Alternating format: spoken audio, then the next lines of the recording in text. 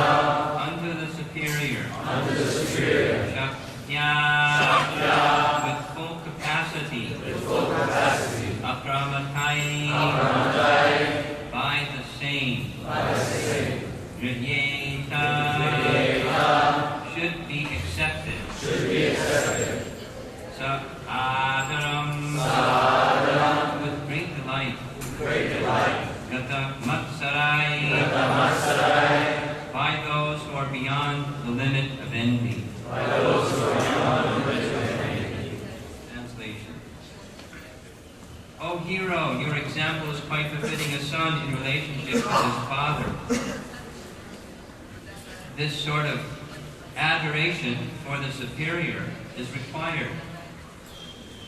One who is beyond the limit of envy and who is sane, small thing, accepts the order of his father with great delight and executes it to his full capacity. Report by Srila Prabhupada. When the four previous sons of Brahma, the sages Sanaka, Sanatana, Sanandana, and Sanat Kumar, refused to obey their father, Brahma was mortified, and his anger was manifested in the shape of Rudra. That incident was not forgotten by Brahma, and therefore the obedience of Manu Swayambhuva is very encouraging. From the material point of view, the four sages' disobedience to the order of their father, from the material point of view, was certainly abominable. But because such disobedience was for a higher purpose, they were free from the reaction of disobedience. Those who disobey their fathers on material grounds, however, are surely subjected to disciplinary reaction for such disobedience. Manu's obedience to his father on material grounds was certainly free from envy. And in the material world, it is imperative for ordinary men to follow the example of Manu.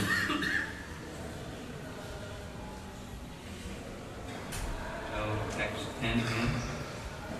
Etavat yatmajayar dira karya yapachatir gurau shakya pramataya griyeta sadaram jatamatsarai. Oh, hero. Your example is quite befitting a son in relationship with his father. This sort of adoration for the superior is required. one who is beyond the limit of envy, and who is sane, accepts the order of his father with great delight, and executes it to his full capacity.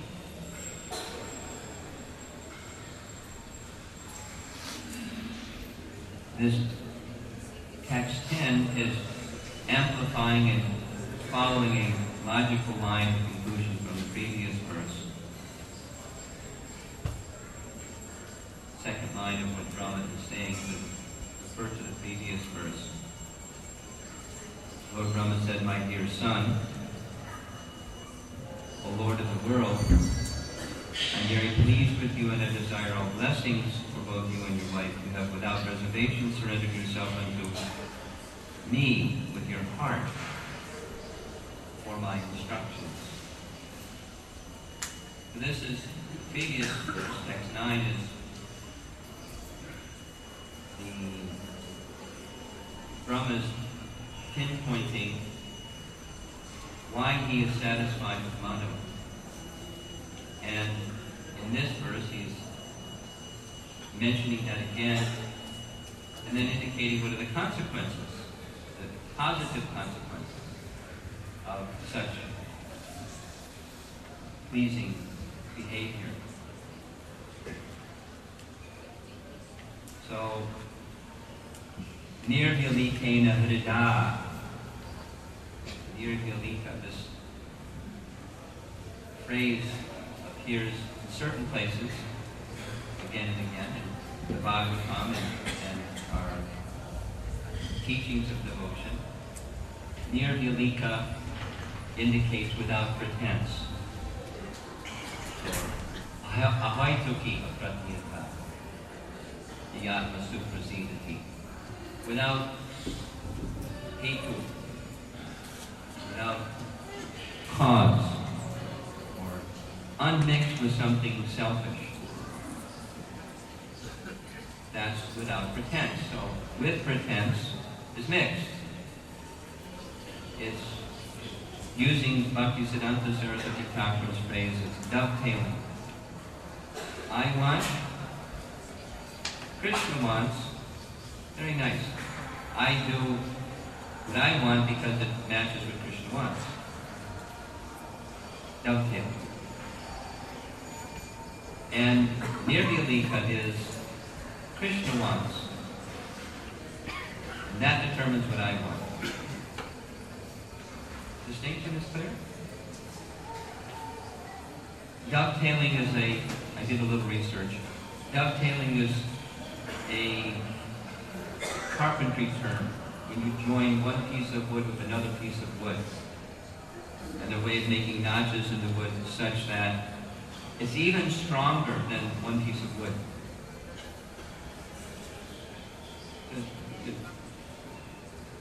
There may be other uses, but that's one use of carpentry term. Joining one piece, so there's our desire and there's Krishna's desire, and dovetailing is we just do what we like to do conveniently because Krishna also likes that. And that's with selfish interest. That's not this nirvilika kind of purpose.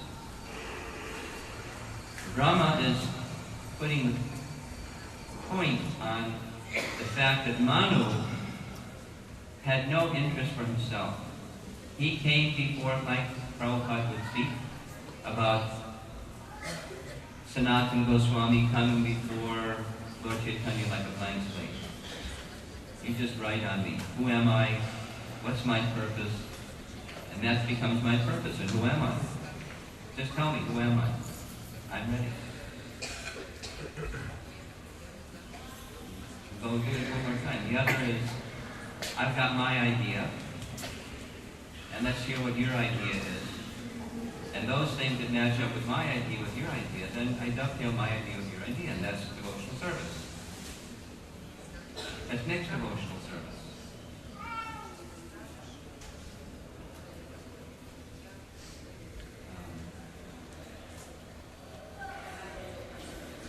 There's a very nice purport that, or a commentary by Vishwanath Chakravarti Thakur, I want to insert right in the beginning part of this presentation.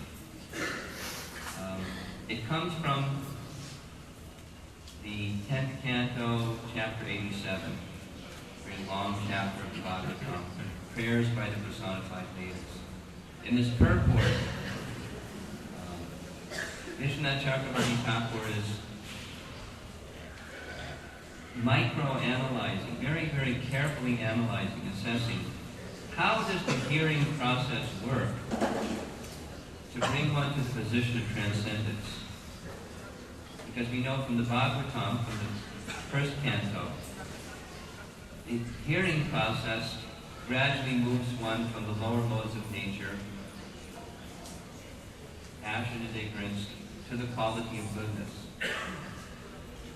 But the Srimad Bhagavatam, the gift of Srimad Bhagavatam is to deliver us to transcendence. So, how does it work? How do you go beyond this dovetailing program to a completely surrendered program? The other word in text 9 is Atma Anarpitam. Atma Anarpitam is very similar to Atma Nivedanam, or sometimes Atma Samarpitam. Full surrender. Full surrender from the heart, not from the mind. Full surrender from the heart. That becomes possible through the hearing process. Sincerity, the qualification, the eligibility of a candidate for devotional service, those of you that know Nectar of Devotion, is one's eagerness to have that relationship with Krishna, or its sincere desire. Remember Sahotra, we're getting this the Latin root of sincere is scire, which means unmixed, taken from marble that doesn't have any lines in it. Like our floor has white marble has lines in it. So the deity is without lines in it. That's scire. So there's nothing mixed. Not what's in it for me consciousness. What do I get out of it consciousness? It's what's your interest, and that becomes my interest consciousness.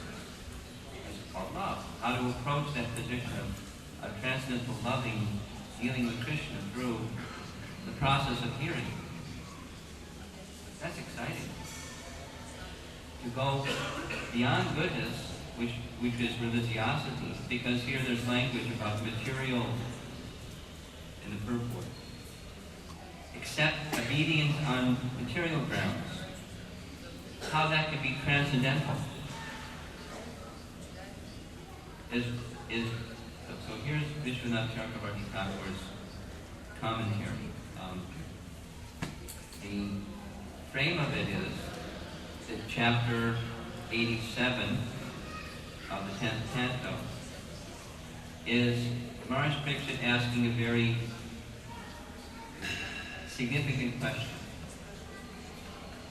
He's saying to Shukadeva Goswami, I've heard all the 9 cantos, I've heard the whole 10th canto. I've heard everything about Krishna's pastimes, and my consciousness is completely fixed upon the personality of Godhead. I'm ready. Let that snake bird come or whatever's going to happen. I'm ready. But I have a doubt. How did this happen? Because what's been going on is you're using something material, your tongue, and I'm using something material, my ear, and we got to this spiritual place. How can you use something material to get to something spiritual? That's my doubt. I know what I'm experiencing. Fixed. But how did it happen? Shukadeva Goswami says, very nice question. Such a nice question. It was asked long ago by many sages. And when those sages were discussing, they were saying, oh, this is such a nice question. It was discussed long ago. Meaning it's a classic question. And the four Kumaras were discussing with the personified Vedas this very question. And then the topic is the longest chapter in the 10th canto of Srimad Bhagavatam. It's a deep subject. So using something material to get to a spiritual place, that's a core teaching of Chaitanya Mahaprabhu. It's captured by Romapada Swami. Nirbandha Krishna Sambandhe Yukta Vairagya Ujjate. How does it work though? So they're discussing.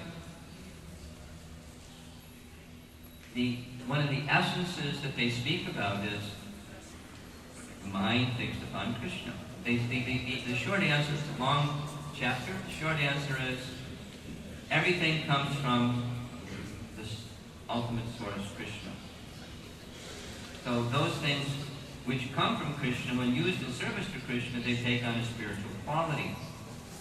The tongue becomes spiritualized, the ear becomes spiritualized, and that can carry you to a spiritual place. But then they very deeply, because the Kumaras are they like discussing spiritual topics. That's what they do. They're the Lord's Gyan Shakti. Shakti Vaishavatars. And they like discussing with qualified people, so personified Vedas. Very, very lively discussion. And some of the personified Vedas are saying the essence is where the mind goes, not just what the tongue and what the ear do, but fixing the mind. And so how do you fix the mind? So they describe different ways of fixing the mind. And Vishwanath Chakravarti Thakur in his commentary says, some of the more elevated Upanishads, just like we find this same type of thing in the Brihad Bhagavatamrita, there are levels of Upanishads. The Gopala Tapani Upanishad and others of the most elevated Upanishads interrupt this dialogue and saying, no. You're talking about taking some kind of mechanical process, fixing the mind as in the Ashtanga Yoga process, fixing the mind in a mechanical way. No. That's not at all necessary. In the process of bhakti, it's not at all necessary. The one thing that's necessary is just what's being described in this verse. The Nirvyalitena Atma Samarpanam Vidhi, the quality of Manu, from his heart, unpretentiously, meaning without any other purpose, without any other motive, ahaipati bhakti, Brahma, what is that service you'd like me to do? Blank check, I'm ready. The same Nirvyalika comes a little bit later in the same canto when Swayambhuva Manu goes to visit Kardava Muni. And Swayambhuva Manu reaches the hermitage of Kardava Muni, and Kardava Muni just glorifies Swayambhuva Manu and says, I don't know why you come to this deep in the forest position where's my hermitage, but you're the Lord of the universe. You're the Manu controlling the whole universe. And so there must be some purpose for your coming here. And he gives him a blank check. He says, whatever it is that you want. Nirvyalitena. Same exact word. Whatever you want. I'm prepared. This is so without pretense. Prabhupada explains it there as well. Or when Brahma undergoes his austerities, he receives this instruction, tapa, and he performs his tapa. Nirvilika.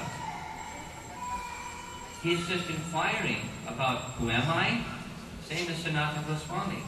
Who am I? What is my purpose of existence? How am I to perform it? Please instruct me, I'm ready. So now we'll go to Vishwanath Chakravarti Thakur's commentary. So this essence, just putting the point on it one more time, this unrestricted, unconditional, unqualified surrender, ready to very, very carefully understand what the instruction is and bring it into the world of action. Perform it as you wish. That submission, like in the language of Bhagavad Gita, Tatviti Pranipati, Sanipat, unconditional submission. Here is Vishwanath Chakravarti Thakur's commentary. Vishwanath is paraphrasing the Upanishad, Gopala Kapani Upanishad, saying how the hearing process works to bring one transcendence is this submission to two things. The source of the message, ultimately is Krishna, but the deliverer of the message and the message itself. Here's what he writes. The idea here is that one should directly see the Supreme Personality of Godhead, because when one's mind is fixed upon Him, just like Dhruva, his mind was fixed upon Him under the order of Narada, and he was chanting Om Namo Bhagavate Vasudevaya. As he was fixed like that, the Lord appeared within his heart, and then he appeared before him. So that's the goal. Prabhupada would often teach us, when the goal is clearly identified, it's very easy to make the steps to reach the goal. But if you don't have a very clearly identified goal, good luck. Try to reach there. Where is there? Oh, life is a search. Life is a journey. Sometimes people would speak like this with Prabhupada. Sometimes we hear it too. Life is but a journey. Journey to where? Life is but a journey. Like Professor Stahl, in his argument that the essence of the Vedas is yajna, and asked the question, yajna unto whom? And the answer is, no unto whom. Yajna.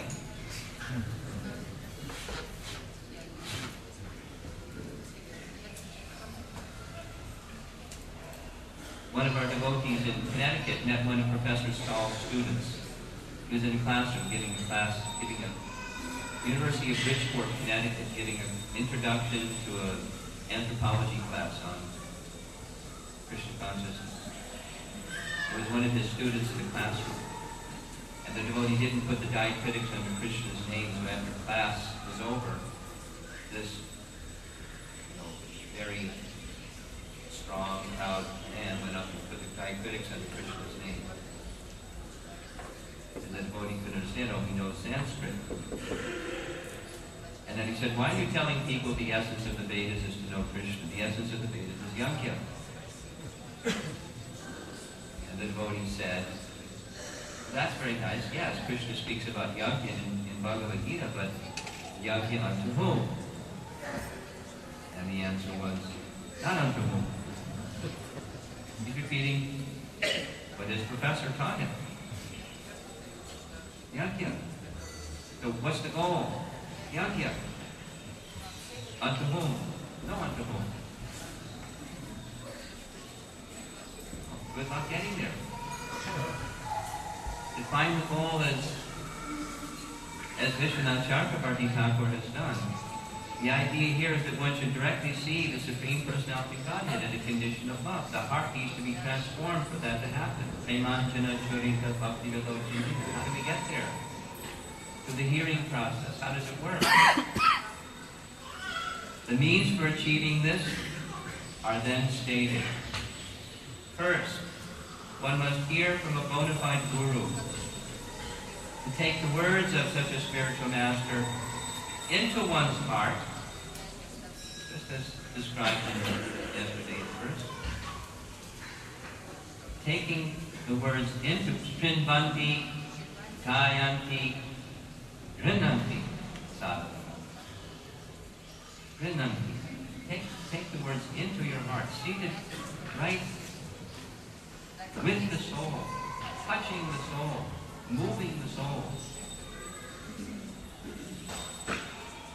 And how does one offer the proper regard for the source of that knowledge, the instruction, and the instruction itself?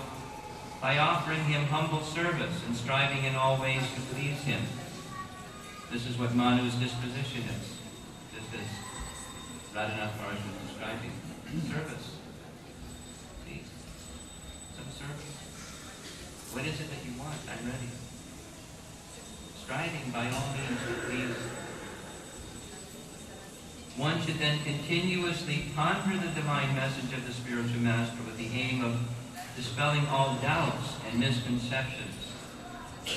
This is where the listening from the mind instead of from the heart doesn't take us to the position of transcendence, because the mind has so many filters. We have our conceptions of life, and they're not spiritual because we're conditioned souls. So we hear according to our conceptions. And what goes in is what matches our conception. Just like Polaroid lenses. What doesn't go in is certain, types of light don't enter because there's filters that keep them. There's light, but you don't get the full light with filters. And our conceptions, material conceptions of life, act in that way. We accept, we hear what we want to hear. And we don't hear what we don't want to hear. And even that which we hear is how we want to hear it. And then we go on with emotional service. But that's mixed.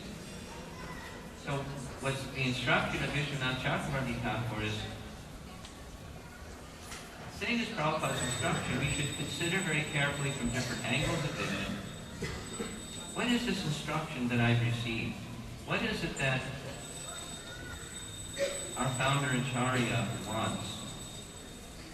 And part of coming together in Sangha, like we do here in Mayapur, is to see, as other devotees or other sadhus are seeing, the instructions. So the operative thing from our side is the desire to connect with that instruction. We want to make sure we know what the instruction is. Because over on this side is the desire to do it, whatever it is. And when that desire to serve and the attempt to very carefully assimilate Grinanti, and bring it within the core of the heart, what Vishwanath Chakravarti Thakur describes is then the contaminations of heart, the coverings of the soul, are removed. And when the coverings of the soul are removed, then one can, with fixed concentration, stay. Here's what he says. Then one can proceed to meditate on Sri Krishna's lotus feet with total concentration and determination, which is what is being described here by Lord Brahma in the verse that we recited this morning. Etavat yatmajaya vira karya yapachatir garo. This is apachatir, is the disposition of wanting to, literally means worship. In the translation, Prabhupada has used adoration. It's the sense of gratitude, the sense of, I've received something very, very wonderful. And I don't even have the qualification to understand how wonderful it is. But there's trust. I trust Srila Prabhupada, the deliverer of this message, and those representing Srila Prabhupada, to give such a wonderful, wonderful gift. Now, with the desire to understand what that gift is and to bring it into the world of action, then this transformation of heart takes place, where these enemies of the conditioned soul, here's one of them, pramata, state of madness. So it's apramata, or sane. Then there's insane. So we have our common sense of what sane and insane is, but the Vedic sense of sane and insane is just like the instructions from Rishidev. Nunam pramata kurute dikarma. The state of madness is when one accepts that a life of sense gratification, whether it's karma or big karma, the life of sense gratification, this is happiness. Thinking like that is madness. And apramata means sane. One has put that to the side, like dispensed with it. And the focus now is something else. So it's not the dovetail, bringing my idea of enjoyment and happiness into the realm of Krishna's service. Leaving that off. Rejecting that pursuit or sense, that conception of what happiness really is.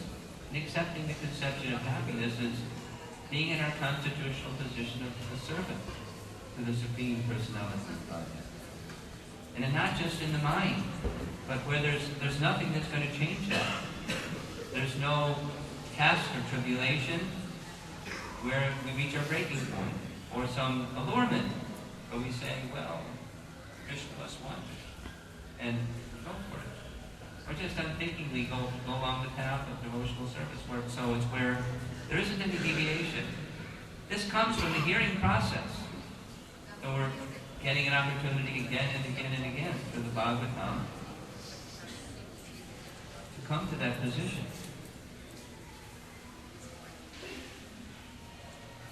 And Gata Matsarai. Gata Matsarai is those who are beyond the limit of envy. So the situation is, there's the son and the father. Or Prabhupada is transforming this by his use of language to the subordinate and the superior. So we have so many superiors. In fact, we're being trained to see everyone as our superiors and to address them as Prabhu. So how to have proper regard in the heart towards so many other persons who we see as our Prabhu. And one was beyond the limit of envy. So this is Manu's qualification. And we're being encouraged to follow Prabhupada's last line of the purport. It is imperative for ordinary men to follow the example of Manu. So what's the example of Manu? He has no envy in his heart. He simply wants to serve. There's a very nice purport in the second canto of the Srimad Bhagavatam where Srila Prabhupada is borrowing from Jiva Goswami's Bhakti Sandarbha, and he's describing how the process of hearing and chanting the holy name acts, same point, to bring one to transcendence. So Jiva Goswami is detailing different levels of devotees. And one level of devotee he describes is those who just like to serve. And that's a nice quality. They just like to serve. This service, that service, doesn't matter designation. This service, because I have no designation. let go of all designations. Just service. So that's a very nice qualification. Because especially when one has that mood of service and one is in good association and one is connected with service that carries one to transcendence. But this commodity or quality of faith is so important. Because, again, Vishwanath Chakravarti Thakur's definition of faith is one has unflinching faith in the instructions of the spiritual master. This is the secret to success in spiritual life. You take the instruction of the spiritual master as your life and soul. You can't separate yourself from that instruction. That carries one. Krishna means Krishna carries one to the transcendental position. There's no envy. The material world has envy. And so there's always some kind of calculation. How I can move up. How I can gain something. The fruitive mentality. So all those contaminations of the soul, coverings of the soul, are removed by proper hearing process. So it's about to come. Manu has submitted himself completely to Lord Brahma. Very much like, so one other point, very much like the Prachetas. When the Prachetas heard from their father, King Prachetivari, some similar instruction, I'd like you to qualify yourselves to produce good progeny. And the answer was, yes, sir.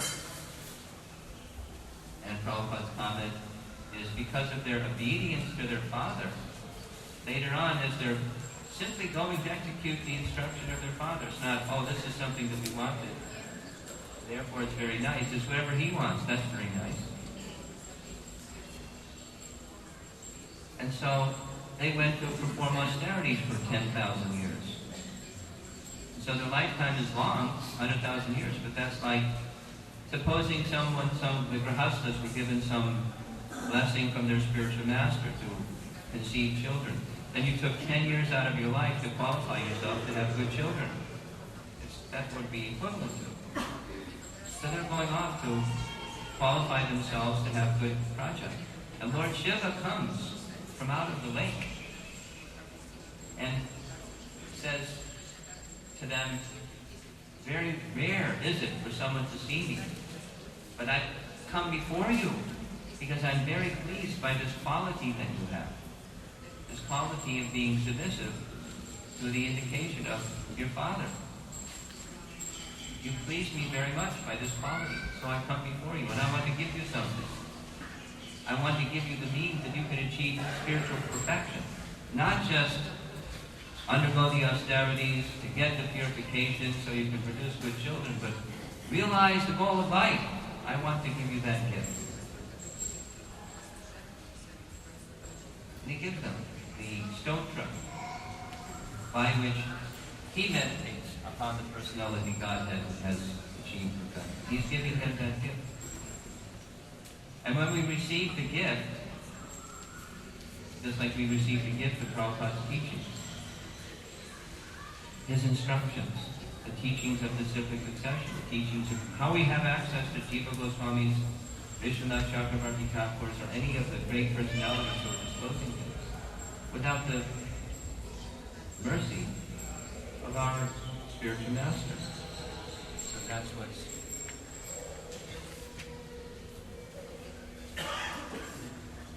Apachatir Garao.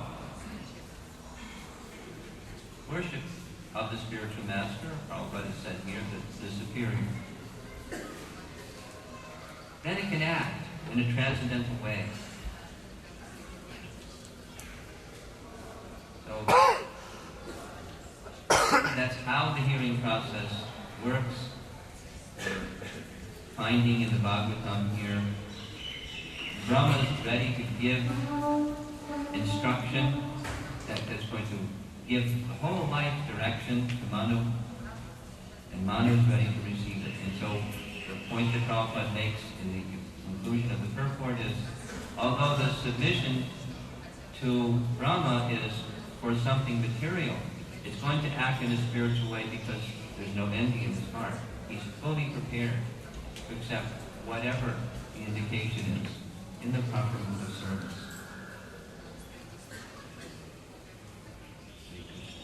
Hare. Yes, 2 minutes. Our duty.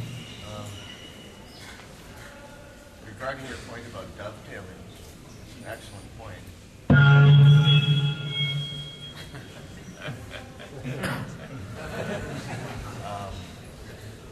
I'm just wondering, where does that put verse 927 in Bhagavad Gita?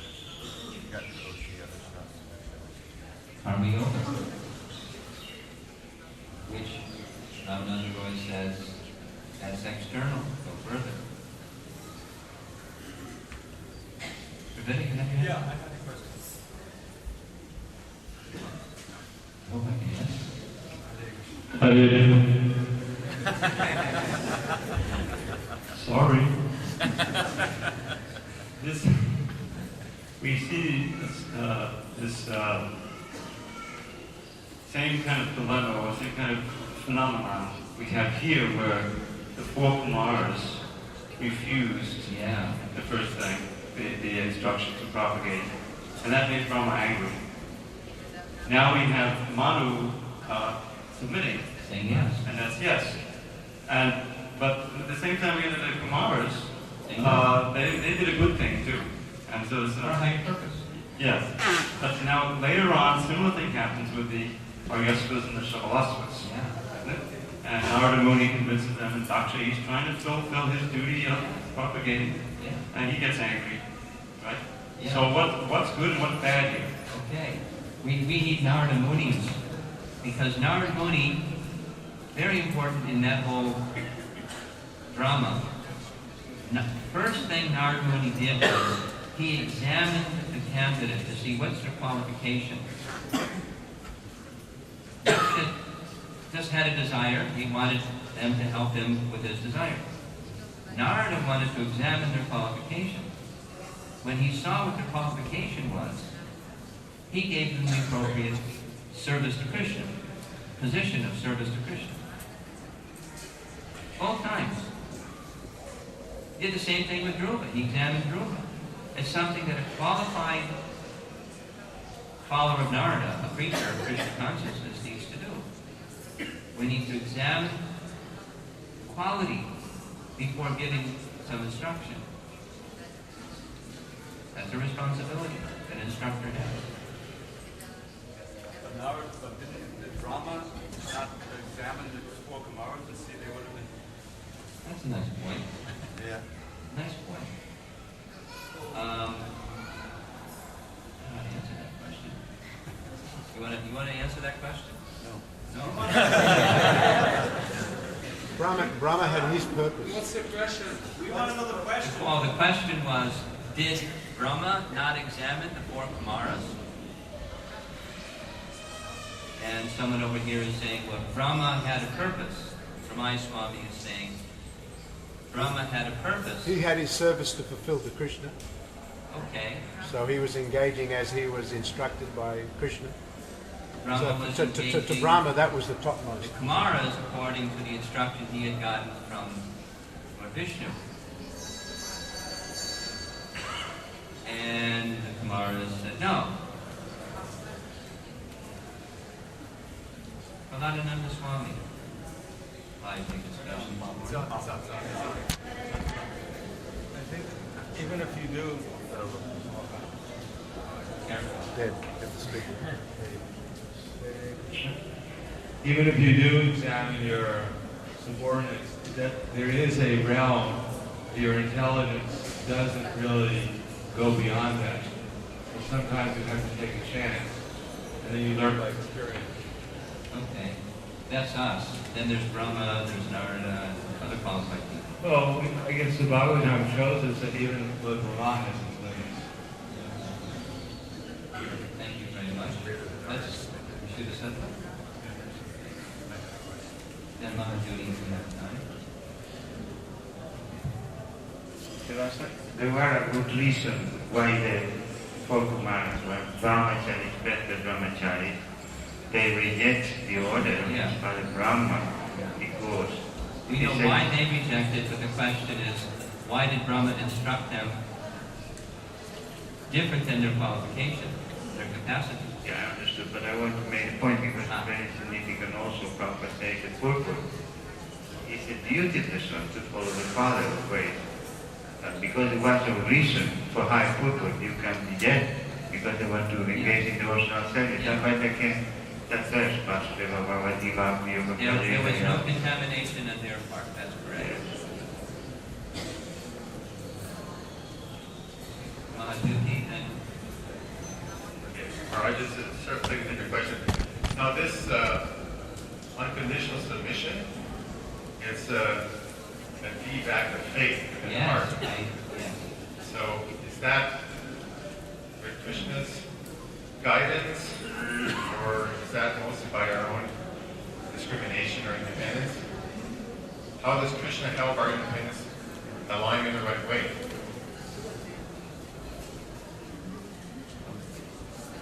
The Krishna helps those who are sincere, and that's the faith of the sincere. Just like Bhagavan indicated, our capacity is limited. But there's faith in Krishna. He's unlimited, and he can guide our directing of our faith. So our intelligence is limited, and limited intelligence says we need a superior intelligence of Krishna. There's somebody else that has a hand up. Yeah. Got a lot of hands up. The other explanation is that sometimes Krishna arranges personalities like Lord Brahma and the four Kumaras to set examples for the universe. In other words, Lord Brahma and the four Kumaras, sometimes they reenact things that set standards so everyone else learns actually what the standards are. Very nice. Sureshwar? Thank you, Maharaja. I always appreciate your very deliberate delivery. This is our last question. Okay. It's an echo of Mahaduri Prabhu's question, 927, that Roshi, and you identified that as being adopted a level of karma. In the last chapter, Krishna also appears to be advocating dovetailing when he says, now hear from me how every man can become perfect by following his qualities of work. And then the next verse, by worshiping the Lord who is all-pervading and was the source of all beings, man can, in the performance of his own duty, attain perfection. And then finally, 1866, of course, Sarvadharma. So my question is, when is dovetailing progressive and when is it hindrance? Give a short answer. Okay. When we know what the goal is, or when we're guided by Rupa Goswami and his teachings, when we're Rupanugas, then it's progressive. Brahma Samhita text 61 discusses this point. Brahma also has a desire. He wants to create a universe. And he asks Lord Vishnu, is this going to interfere with my service to you? And the answer is no. Provided that is connected properly with the hearing and chanting process. That is, you're clear, you maintain a fixed concentration upon the goal. Then it's not an interference. It acts, the purport of Bhaktisiddhanta says, it acts to be as purifying as the direct 9 processes of devotional service. That's provided that. Thank you very much, Srila Prabhupada.